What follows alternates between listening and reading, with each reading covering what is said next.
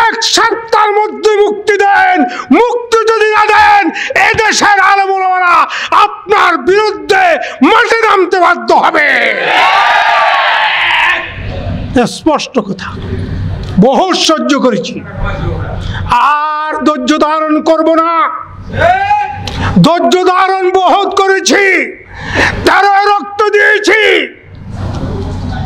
21 দিয়েছি, 24 দিয়েছি, আর রক্ত দেব না।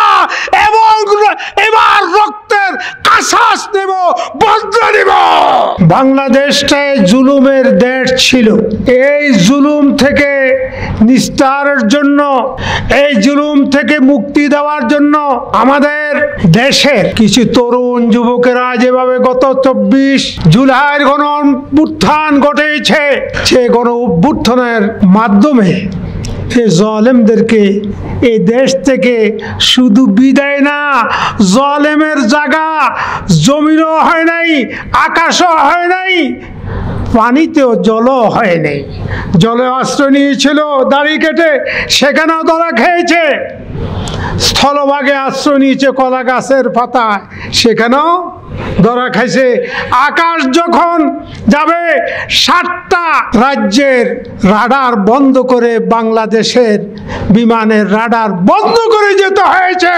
তাদের স্থান জমিনেও থাকবে না, আকাশেও থাকবে না, জলেও থাকবে না ইনশাআল্লাহ।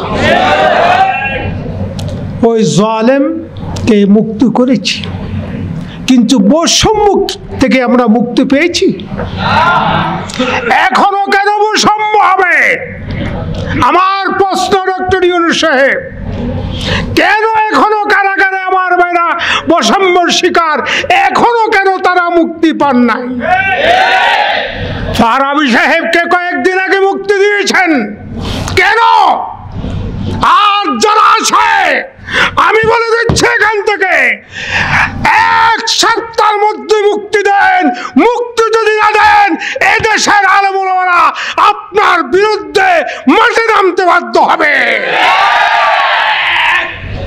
স্পষ্ট কথা। বহু সহ্য করেছি, আর ধৈর্য ধারণ করব না। ধৈর্য ধারণ বহুত করেছি, 13 রক্ত দিয়েছি, 21 দিয়েছি, 24 দিয়েছি, আর রক্ত দেব না। এবং এবার রক্তের কাসাস দেব, বদলা দেব। এই দেশের মুসলমানদের, সারা বিশ্বের মুসলমানদের সবচেয়ে বিরোধী শক্তি হলো আমেরিকা।